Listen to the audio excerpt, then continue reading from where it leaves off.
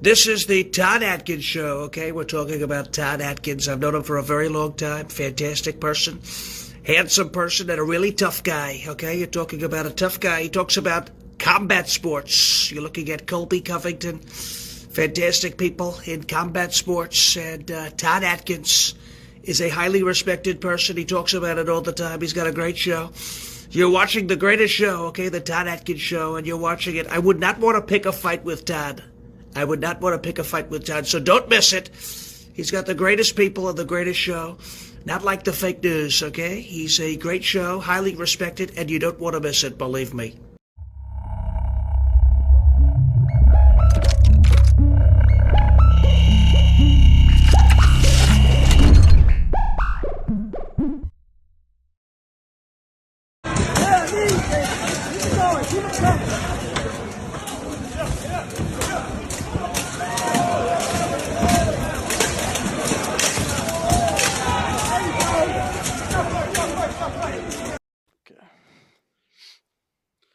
All right, so this is Todd Atkins, and I'm here with Derrick Flitcroft, and we're going to talk today about a project that he's doing, kind of I'd say a mix between like combat sports and maybe medieval combat. Yeah, would that be accurate assessment? I think it's exactly those two things. Yeah. Okay. All right. So, before we start, as I say, I always thank people for checking out these videos. And Derrick, I want to thank you for the time. And just be sure to subscribe and then check out Derrick's stuff, which I'll include in the show notes later. And Derrick, I just want to give you a chance to kind of introduce yourself, people that may not have seen you. Or Sure. My name is Derrick Flitcroft. Currently living down in Fort Lauderdale, Florida. Doing a bunch of events down here and everything. So hit us up and look it out. Look out for it. But yeah, we can do this nationwide. I've done events all up and down the East Coast, from New England, New York, all over the place, all the way down here to Florida. So now, kind of tell me about your background as far as combat sports goes before you got into some of these events. sure. So let's see. I mean, start out young. Football, wrestling, and rugby were my three main sports growing up, and then through high school and stuff like that. And then so I spent a lot of my life wrestling. A lot of people sleep on wrestling, but come on, it is the basis of all fighting sports. Mm-hmm. And I took a lot of that. I played D1 rugby. I was D1 all conference at Rutgers when I played there. And I went and joined. Actually before that, but before getting to actually go to Rutgers and play in college and stuff like that, I was in the Air Force for 6 years, and coming out of that, I found this sport. My last deployments where I kind of took all that money and I put it into armor, and wasted a bunch of money when I first started out, but it was amazing. And honestly, I would change some stuff, but I don't regret it. I really don't. And I've been doing this sport for over 7 years now. Now, kind of talk about, like you said, you put money into the stuff. Maybe tell me about the first time this idea kind of popped in your head, or how it came about. So the first time I saw this was some deep, dark hole of YouTube at 2 a.m., right? You just go clicking through, and eventually you find, more combat sports stuff that it looks fun. And I saw some people beating the heck out of each other with axes. And I was like, well, that looks awesome. And they mentioned a team in New York City. I was like, oh, they're close. I could find them. So I did. And I wound up going to a couple of practices and just fell in love with it. Right. And it is, you haven't asked yet, but yeah, this is wearing medieval period authentic steel armor, anywhere from, if you're doing a light kit, it's still 45, 50 pounds. My kit's about 80 pounds of steel when I'm wearing it and fighting in there. And the weapons are solid steel, right? We don't choreograph. We don't do the medieval time stuff where it's, big flashy sword strikes and they just hit each other's swords. This is competitive fighting, right? You either scored points or you win by taking your opponents down to the ground and making them submit. Now, how could you submit it when you're in all this armor, just out of curiosity? So, I mean, there are ways to get TKOs, right? Just overwhelming, blows onto someone, right? You can aim for gaps. Certain places, are illegal, like the groin and, up underneath like the neck and stuff like that. But say like the armpit usually doesn't have any armor, and you can just punch away in there. You could take your weapon and just slam it right in there, usually like the butt or the back of the thigh area. not very much protection. You can just, really, drive the pain home on some of these guys. Not always the best strategy because usually they're defending themselves, but you could also just, out tire them, basically bring them to the ground over and over and just beat them down on the ground in a, in a pro fight scenario. And then the other is in melees, you win by taking them down to the ground. Once you go down, you can't get back up, right? So it's the team-based fighting. So you have usually 5-on-5, 10-on-10, 16-on-16, even 30-on-30s, right? And the two teams clash, and when you go down to the ground, you're now down and out and part of the battlefield, and you have to remain there until the round ends. So this was the sport, along with the dueling aspect of it, for the weapon striking and the being able to use a weapon, very well, and being able to score hits on someone's body, and that's how they count points. The melee and the team portion of it was also part of what was made 600 years ago as a sport to train knights to learn how to fight properly. So if you were in armor out on the battlefield and you stayed on your feet, even, win or lose, you probably survived. It was the guys that went down to the ground and fell in combat. Those are the guys that got captured or killed. So this sport came about to practice the skill set to either take enemy knights to the ground and stay on your own feet. Now, let me ask you this before we get back to it. Like, you come from wrestling background, rugby background, wrestling. I agree with you. Like, wrestling, by far and away above the other martial arts. As good as it gets. You know what I mean? Yeah. Now, having said that, you come from this background, you see this. Why did it, you doing this, which is, like I said, it's as good as it gets. This is, if you want to, kick some ass, wrestling's really where you need to start. And, you see this, what made it attract to you is like, yeah, this is valid for me to take Yes, my time. I'm an adrenaline junkie, and it looked fun. And when I went and met the guys actually doing it and did some practices, it was, especially like this melee scenario, is you take a guy down to the ground, he's now down, like, I've accomplished that. Now I go fight someone else, and being able to do wrestling, and a lot of the guys that were in it, 7-8 years ago when I came in, didn't really have a wrestling background. They didn't have this. So I was tripping people and throwing people. And I was like, oh, this is awesome. Now it's become a lot more mainstream where people are realizing, hey, learn judo, learn wrestling, learn this stuff before you try to do it in armor. And yeah, the competition in America has significantly improved, which is amazing. But I don't know, just the beginning of, I guess, getting the swing full force and nail somebody in the face, right? Like being able to punch them or even swing a weapon, swing a sword and smack someone. And then at the end, you have that camaraderie of like, hey, we're both doing this. You beat the heck out of me, but let's go eat and drink together afterwards is huge in this sport. Also, the fact that, I mentioned I was in the Air Force, this sport has a very large veteran community, much higher than like the normal percentage of the population. And I think it has a lot to do with the camaraderie, the team building of it, and also just the sheer adrenaline and just getting it out. It's cathartic. I was on submarines in the Navy, so like, but I haven't, I had seen some of this when I was, I live in Oklahoma, near Tulsa, Oklahoma.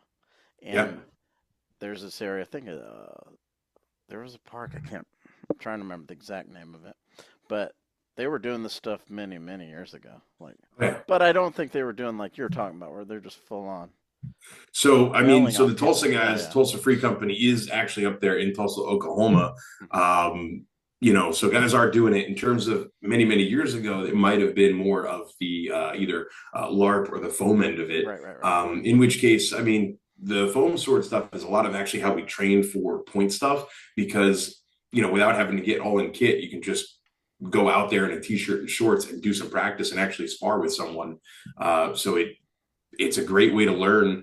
But then once you put on the armor, it's like, okay, now everything's going to be slowed down, right? You have 50 to 80 pounds of stuff on you, and you've got to be able to move and do this. And, no knocking the foam stuff, no knocking the LARP stuff. It's just, Right. we do have to tell people, hey, they're two different things. Yeah, that's why I wanted to bring it up, because I wanted to ask you like what was the difference between the two. So basically, you have weapons where they're actually like hitting Oh full yeah, no, power. we don't pull punches. I've knocked someone out through his helmet with a buckler punch once. Like, he went out cold, and I was like, crap, they're filming this. I killed somebody. How much damage do you think that would do, like from a concussion standpoint, like getting hit with So it? So the weapons are limited in their weight, right? You're not allowed to have a really big, heavy mace or something like that. And that's specifically for we're trying to reduce concussions. Now the helmets are also made a little bit heavier and a little bit thicker than what they would have been made historically, and that's for safety, right? So the helmet's significantly heavier, and the weapons are capped at a certain weight so they don't get too heavy. And generally, the only concussions we really see is when someone falls straight back and they snap their head back because they don't tuck their chin. Other than that, a concussion in this sport from the punches, from hits, is usually maybe one or two a year, and that's across like Europe and the Americas and even other continents. Because like down in South America, Australia, like people are playing this all over the world. Right? We have world tournaments every year, and the concussions are extremely rare. We have significantly less than almost all the others. Like boxing, tons of concussions. Right. This sport, again, like I mean, we'll have entire teams will fight for a couple of years, not have a single concussion. Now, talking about the wrestling, like what do you feel, what techniques from wrestling do you feel transitioned the easiest for you when you were doing this kind of stuff?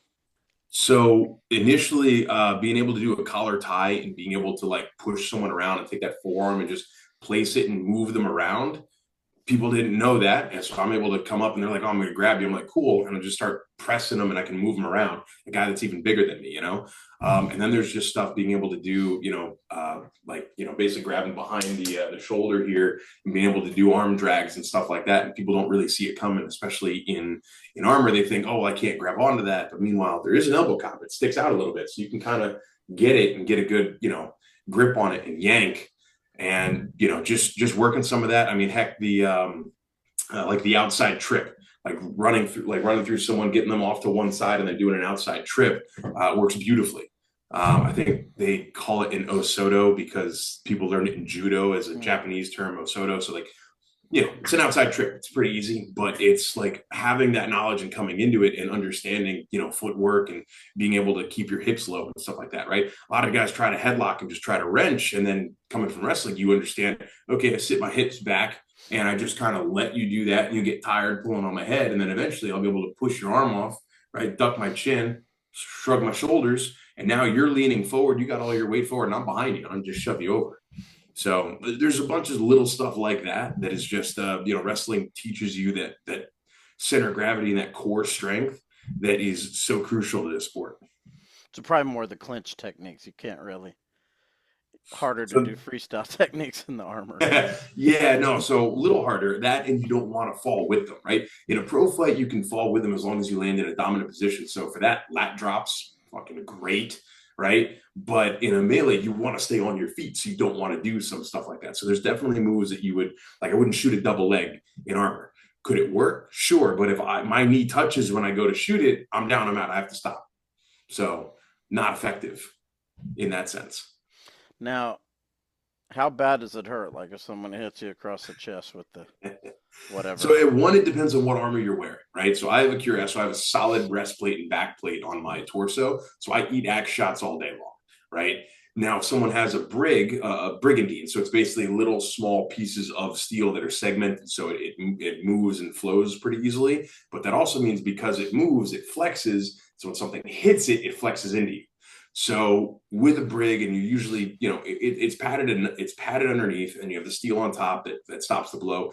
You feel it, it hurts, it bruises. But the key is really, if you're going to swing for someone, you're going to aim for spots that are going to hurt more than others, kind of thing. Because again, if I'm wearing a solid breastplate and backplate and you swing an axe at me, it's going to go dunk. I'm going to go, okay, cool. That didn't work. Have fun wasting your energy. Meanwhile, a brig, especially aim for like, the side down here by the ribs or something like that, you're going to feel that. Kidney shots are usually pretty big, and it's nothing like you're going to blow out someone's kidney, but you're going to bruise it and they're going to feel it. And now they're going to be like wrenching one way or whatever. And then your teammate's able to, get their head over. And again, like I was saying, like the armpits, the butt and the back of the thighs are usually pretty open, right? The inside of the bicep area usually doesn't have armor. The arm is usually to the outside. So you can, block shots on the outside and you're okay. But if you get in a situation where you expose that and someone hits you there, the only thing you have between you is a padded shirt, which is, it's thick, but it's not going to stop an axe. Now, when you talk about an axe, like, is it something where they've dulled it to where you can hit them, but it doesn't do any kind of? Like if I got hit on, it's not going to cut me at all, right? So, well, here's the thing: if you're not wearing armor, it will. It's dull, but it's not like it's not going to blast your skin apart or crush. So, I mean, people have done tests with it all the time. Like, okay, well, let's take a ballistics dummy. I think one of the guys in Australia was able to get a hold of a ballistics dummy, and he took an axe to it. And he's like, "Cool, I'm gonna swing it with one hand and just bop, it goes right through it, split it, crack the skull open, went right through the gel, no problem."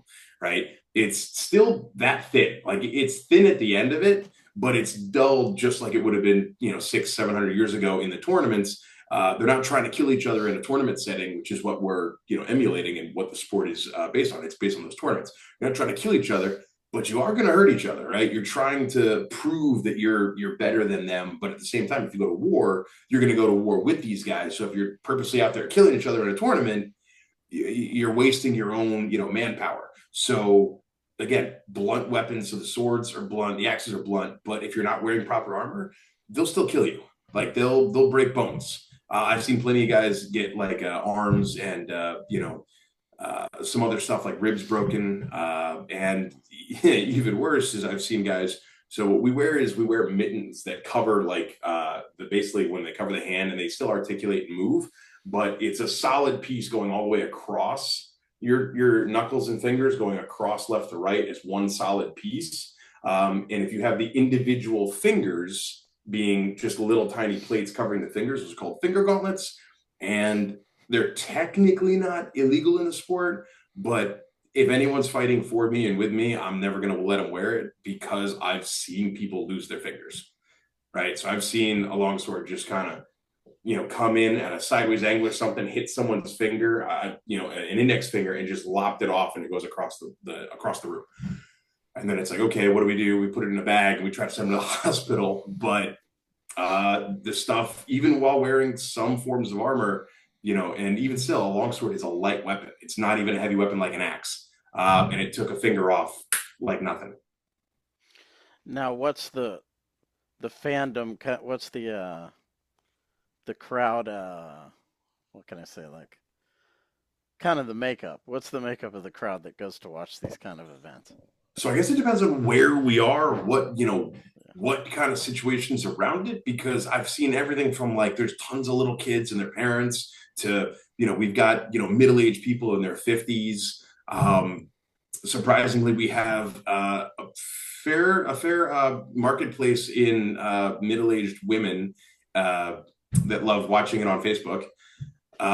Don't really know why, but there's a weird demographic of like it's kind of everywhere. Everyone kind of likes it. There's something for everyone. I mean, for the nerds like myself and wanting to understand the history or even just see swords, it's awesome. For the guys that just want to see violence, there's that too. And then I guess for the women, I guess when we're getting out of kit, we're completely sweaty and stuff like that. They love seeing that. But it's such a mix. And then obviously the kids just love swords and knights and everything, right? The girls want to be a princess, they want their knight, and the boys like, I wish I could do that. So it's such a cool range that we really pull from everywhere. Now, what kind of venues is this held in? So we do it all over the place. Outdoor usually makes it pretty easy in terms of safety and being able to do it and not be too close in. And then breweries is honestly a big one. We've done a lot of breweries all over Florida, breweries that have partnered with events up in New Jersey and New York and places like that. We're really looking at anything that is, that has the space for it. Some concert halls, a farm at one point. I mean, a whole bunch of stuff. We try to stay away from the Ren fairs. Like we'll do them, but Ren fairs don't pay. So we're trying to stick away from those because they want to basically have us there for like every weekend, the whole time. And it's like, cool, but it costs a lot of money to maintain the armor, buy new stuff, to travel and do all this. And, people that are like, well, just come and do it for free because you love it is like, that's great, but it's not like a, big sanctioned event. So why would we, right? So we're trying to do this more and more because I've been basically stuck in this, hey, we're going to an event. It's going to cost us all this money. We're going to travel. We're going to, break our own stuff and have to repair it all ourselves. And so I said, all my friends and everyone doing this is struggling, right? Because it costs a bunch of money now. I have to drop more money. And I said, you know what, let's do events and let's have it be, hey, let's do some tickets. Let's split tickets with a venue. Let's help them sell their wares, or if they're a brewery, let's help them sell their beer, and we'll get paid because we help them sell or we help bring people to them.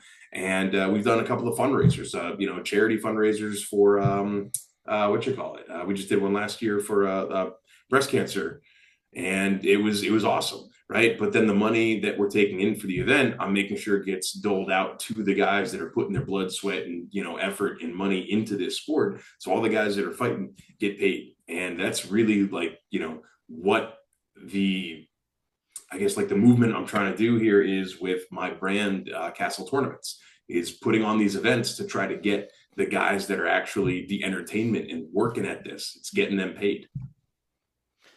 Now, you're talking about putting on events and whatnot. Kind of tell me, obviously I followed combat sports from the beginning. I'm sure you've watched a lot of it yourself. And so what's kind of like the growth angle you feel based on your experience so far? Growth angle. So like here's how do you feel it's growing? Maybe. Yeah, so it's 100% growing. COVID timeframe kind of killed it. We had a couple of different factors. We had some people trying to like take control and say everyone has to do it my way kind of thing, and some people laughed, and then COVID happened to where it basically stagnated any kind of growth. But then afterwards, 2021, 2022, it really started picking back up. People were like, screw this, we're getting out there, we're gonna try to be more vocal about it and everything. I moved down to Florida in 2021. And when I moved here from the New York, New Jersey area, I doubled the amount of armor in Florida. Florida had one person that had some armor and was like, cool, what do I do with it? How do we do this? I moved down, didn't even know him. But yeah, it went from 1 to 2. And now, just a week ago, a week and a half ago, we put on an event with even with guys getting sick and couldn't show up, I still put on 17 fights in one night. Right? I had so many guys there. It was amazing, and that was only one other person outside of Florida came. So that was from 2 people a couple of years ago to now. I had 18 plus people there. We did an 8-man bracket longsword tournament, and we had 5 other of the pro fights, which is basically like an MMA fight, but with weapons. And armor. Oh, yeah, of course. Yeah. Need the armor to be able to use the weapons safely. Yeah. So when you say you put on an event, like, are you doing like a card? Or are you doing... Yeah, so we're doing cards. Yes, we're doing cards for the pro fights, right? Which is this fighter versus this fighter. I got to pair them up in terms of weight, but then also, experience. I'm not going to put someone who's got 3-4 years experience of fighting pro fights and then put them up against someone who's brand new. That would be terrible. It'd be stupid, right? But, it basically, it's weight class based and then a little bit experience based. And then for the longsword tournament that we did, it was 8 guys that wanted to participate in this tournament, and they knew the format was, longsword dueling. And, here you go. I made a bracket, put 8 of them in there, and they duked it out. And we gave medals away for the first, second, and third place as well. It was pretty awesome. I'm so glad we were able to do it. This was the largest event that Florida's had so far to date, and we're only going up from here. We got more people at more of these practices across Tampa, Orlando, Pensacola, Fort Lauderdale, Miami area. We've got guys down over in Fort Myers, Naples, even up by Tallahassee. They're still working on, getting guys in armor. And eventually, we're going to have a lot of people be able to do a lot more in bigger events, bigger fights. It's going to be amazing. So the growth pattern it was slow at first, but it's really starting to take off now. And we're going to have full teams soon down here. Like, tell me about like the last event that you promoted. Like, how much did it cost you, or was there cost versus return? Maybe? So let's see here. The cost was the best thing we did was we partnered with someone who already has a venue, right? And then we figure out, okay, he's got the cage, right? The octagon, right? How much does that cost? He factors that in. We split ticket sales. right? Because he's running it for his nonprofit gym that he does, where he teaches all sorts of different, boxing and wrestling and other stuff like that. So we run it through that. I was the one organizing the fights themselves. He organized, everything from the, what you call it, the tech support stuff, the stream, the lights, the cage itself, and the venue. And then, he had on his website that he already does ticket sales. He did them on there. I think for in person, I think it was over 150 tickets sold.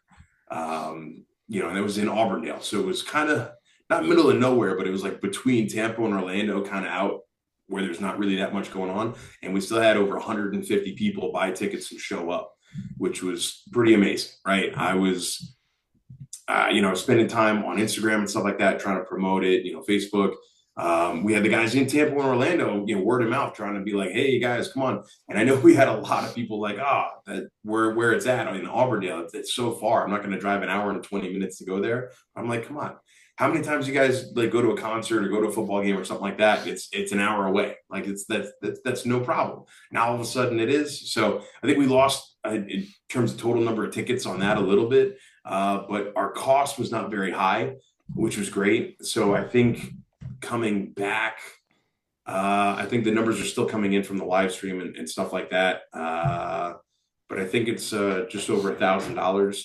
So I'm going to pay the guys. So I'll be out a little bit of money, but it's just kind of our, this is our proof of concept. First one that we did as, just our fights at an event like this. So to be expected, I figured I was probably going to lose some money, and I did on this one, but hey, that means I got to shoot for 300 tickets next time. Yeah, I mean, I know a lot of promoters. I was close to this guy, TJ Thompson, who promoted shows in Hawaii, MMA shows, Super Brawl and Icon, these events from like early 2000s. And the name sounds very familiar. I've probably heard that name. Yeah. He had promoted some big events in Hawaii, and guys like Monty Cox and some of these other people that managed a lot of UFC fighters. And when I ask you that, like, when you're promoting it, when you're trying to get eyes on it, besides people that attend it, how are you going about that? It's generally on like Instagram and Facebook and stuff like that. I mean, our Instagram is over 5,500 followers now. And I think a year ago, we had only just hit 1,000, if that, right? So it's steadily growing, which is amazing. It's not something that I was, expecting. I wasn't always like, oh yeah, I love, social media. Like my own stuff, I post maybe once every 4 months. Right. But like for my business, it's super important. I wish it wasn't, but at the same time, it's like it is. And I got to stay on it, and you got to keep putting up videos and stuff. So I usually take like snippets, like 10, 15 second snippets from fights. And I'm like, hey guys, check this out. Hey, the next event's going to be over here. Come see more of this. And there's a lot of people, across the country. And then there's also, which is amazing, the fact that people are seeing it and they go, wow, I really want to get into this sport. And I just say, hey, DM me, let's find you the closest team. Because I've helped people in California, I've helped people in Canada, I've helped people in Australia find teams close to them, right? All over the place. And because this sport is not about like, no, screw that, you got to be with me. Like, you can only talk to me. It's like, no, we want you to be at, your local team, go learn, go get in the sport. And eventually when we go and see each other at a big event or maybe Worlds, we'll get to punch each other in the face. Now, as far as promote, what do you think some of the challenges are? Because like MMA is a niche sport, I would say, even though it's popular, it's still a niche sport most of the time, unless you occasionally get a crossover guy like McGregor or whatever. But I would say it's more of a niche sport. Like, do you feel like how broad of an audience do you think you could attract to something like this? We probably could attract a very broad audience, right? So like I was saying, we have people, middle age, we got people in their 20s, we got little kids. We're not doing stuff that's going to exclude, little kids from events. So that's always a big market. But then it's just the fact that we're not really catering to like a specific type of audience. We're just trying to say, hey, this is what we're doing. It's cool. If you think it's cool, come. If you don't think it's cool, that's fine. Don't come.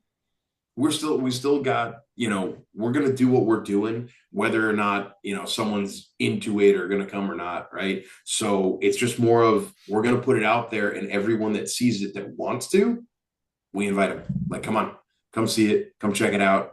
So I don't really feel like I'm specifically targeting a certain demographic. You know what I mean? What's the vibe of the crowd like? Is it loud? Is it So it observant? seems to What is it be, like?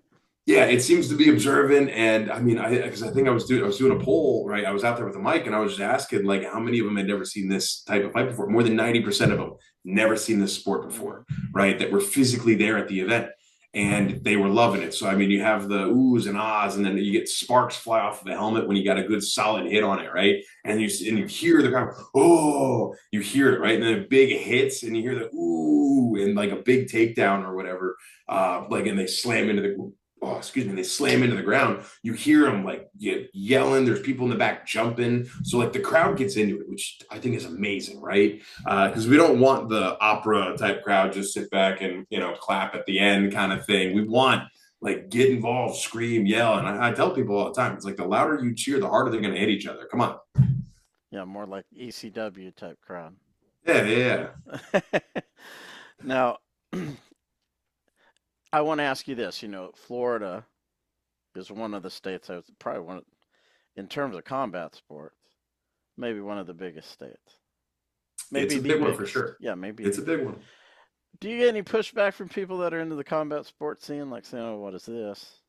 Yeah, I mean, it's not really pushback so much as it is, like keyboard warriors trying to say shit online, Mm. which is just like, all right, man, cool, come out to practice. Like, come on, just try it. Because, like, people are always going like, oh, this just seems crazy, all this, and it's like, all right, yeah, look, it's crazy, sure, but like, if you don't know anything about it, like, come ask, we'll tell you. Right. It's just a lot of, like I was saying, a lot of keyboard warriors, a lot of people trying to, think they know what they're talking about, love, spewing stuff. I'm sure you've seen that forever. Right. Right. It's not really any pushback where people are like mad about it or anything like that, or trying to stop it. So I'm very fortunate in that sense. No, I mean like the MMA community. Do you get some elitists in that respect or no? There might be. I don't really see. I don't think we're really on their radar yet. Mm. It's not really. Or if they do, it's kind of like, oh, okay, whatever, cool.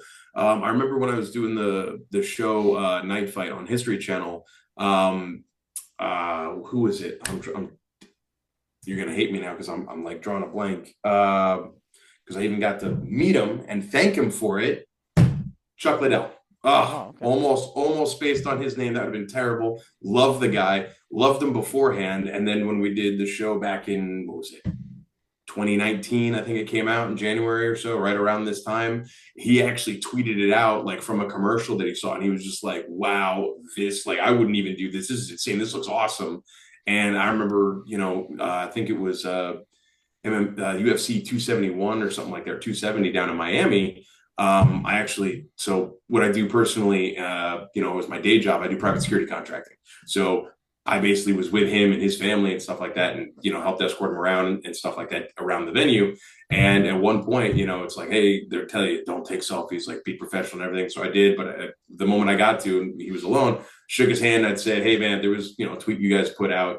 I don't know if you got paid to do it or whatever, but like, thank you so much for that. And he was like, oh no, I didn't get paid. He's like, dude, that's awesome. Like, I just want to, I want to share the love. I want to put this stuff out there.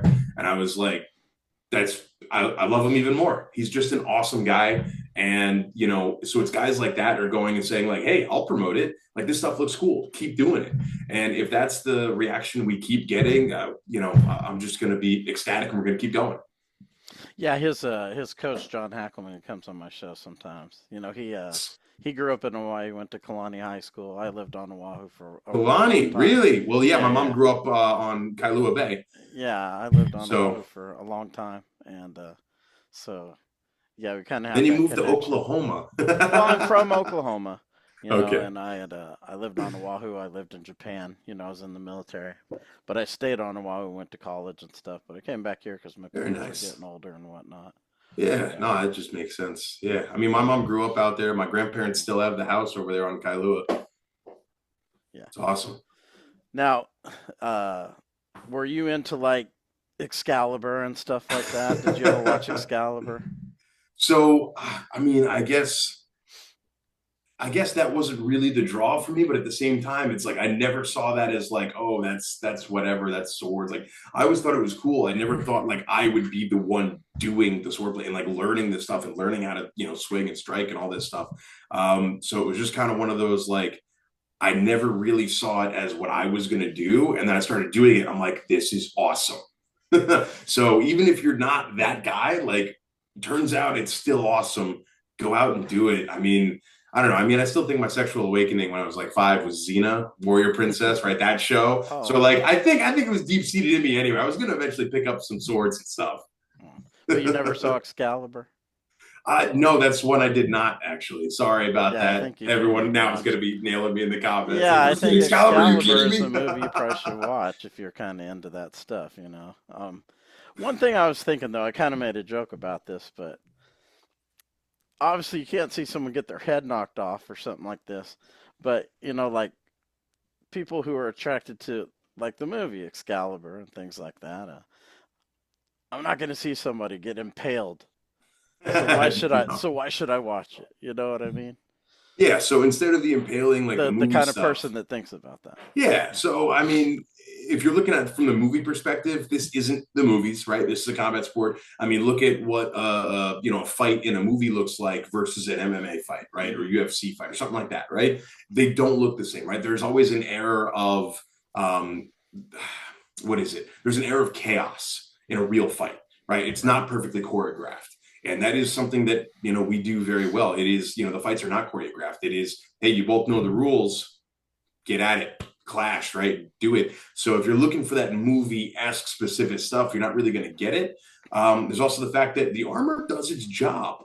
In a lot of movies, a lot of TV, they show a lot of armor that just fails, like a sword stabs right through it. Even if the sword was sharp, that doesn't happen, right? Armor is designed as steel. What happens when a knife and like a spoon hit? What does the knife punch through the spoon or does it glance off? Right? That's what armor is, right? It's the same material as the sword. It hits and it slides, it glances. That's why armor is round. You don't really see spiky things on armor, right? It's very rounded so that when something hits it, it glances and slides off very easily. And so if you're looking for that, you're not really going to see it because reality and movies are unfortunately different. Sometimes we wish movies were more like realistic or we could do some of the stuff. But unfortunately, we don't have wires and stuff to us. We can't do these mega jumps and cool stuff like in movies. But if you want to learn the real stuff and the historical ways to do a lot of this stuff, it is really amazing. Like I said, we'll connect people up with closest teams. Now, like your events. Well, I don't know if you keep statistics, but how do you see most of the matches ending? So it depends, right? So in dueling, it's match weapons. So it's long swords versus long swords, sword and shield, pole arm versus pole arm. So big long axes. Those are the duels are you have to win 2 rounds to win the duel, and each one is 60 seconds, and you have to basically outscore by getting a blade edge strike, a nice solid hit on your opponent. In most cases, it will usually go 2 rounds and out because you're generally going to have someone that is more practiced in that weapon style than the other person. But we do go to 3 rounds still pretty often where one person wins the first round, but then the second round the other guy wins it. So now it's basically a sudden death third round. Sometimes you'll get a draw, not very common, but it does happen where they both score the same. And again, you're going to have counters on basically the corners of the list is what we call it, not a ring or not a field, it's a list. And you're going to have counters, and they're counting the blows, they're counting the strikes, right? And then they all convene at the end of a round and they make sure they got the count right. And they go back and they do it again. And then you have the pro fight, which is specifically, right, you're graded across like 8 categories. You have 3 judges and you're graded across weapon strikes, offense strikes, kicks, defense, takedowns, aggression, control of tempo, and control of space, right? So all of that, and you have 3 judges, and each judge is going to basically look at all that criteria and say, okay, who won this round, right? And that way you have 3 judges, you're never going to have a draw. You're going to have either a 2-1 or a unanimous decision. For each round, and you have to win 3 rounds to win a pro fight. So either you're going to do hard 3 and do 3 and you're done, or it's going to be best of 5. How often do you see a match in like in a TKO, like you mentioned earlier in the interview? Well, we had, two technically last weekend, which was one was from exhaustion. The guy really, he had to wear a helmet that wasn't his, unfortunately, and it was honestly terrible for breathing. And he wasn't quite ready for it or used to it. And so he was on the ground getting beat down and also having trouble breathing. So he kind of hyperventilated himself a little bit and just was like, he's like, I got to call it. I'm getting lightheaded kind of thing. Right. So, but if you call it, if you're done after the first or second round, that's a TKO. Right. We're not really looking at like, oh, you got punched in the head and you literally, went out cold, arms are stiff and stuff like that. Doesn't happen very often, right? Again, the armor does its job. It protects you. But in terms of exhaustion, it is the other way around. It makes it way worse for you, right? So when you're fully kitted up, the guy standing next to you in no kit, if he's feeling it's 80 degrees out here in Florida, you in kit, you're feeling 110 just standing there, right? So it's significantly hotter, so it drains out of you way faster. And then the other TKO was the dude got thrown to the ground, and then as he was like getting up and like kind of on the cage, took some knees to the face, and he was just like, "Yeah, I think I'm good. I think I lost this one." So And basically, they just verbally. he basically at the end of the round, he was like, "You know what? I'm done. I'm not going to go another round. I'm not going to get my butt tossed to the ground again and again and again." I think he got thrown four times in the first 90 seconds of the fight. Now, do you have like one guy who's like the most successful so far? Successful in what? Because again, then we The also most have successful competitor you have? Maybe a guy who's this guy's gonna be, you know what I'm talking about, like yeah. content So creation. I guess in Florida right now, it's still me. I guess I have the most experience in the sport so far. I'm still trying to bring these guys up, but in terms of like pro fight wise, we're looking at like there's a couple of guys that are doing really well. And some of the different weight classes too. So I can't always like have them fight each other, but they're putting the time in and really working on it. We got some in Orlando and some down here in Fort Lauderdale. I'll mention one guy, Blueberry, we call him because he wears a blue brig and he's like, screw it, I'll have a stage name, call me Blue, right? Fights, heck, he was actually one of the ones that threw the guy four times and basically was kneeing him in the head as he was like halfway stood up. He dominated that fight, and hopefully he's going to keep doing that. And then, and then in the melees too, he's doing really well. But then we also have another guy, big guy, Sean. He's one of the older guys. He worked IT for NASA and Disney now, so like the dude knows his stuff. But then it gets in armor. Is like he's a big dude. He's 6'4", 6'5", 320 pounds.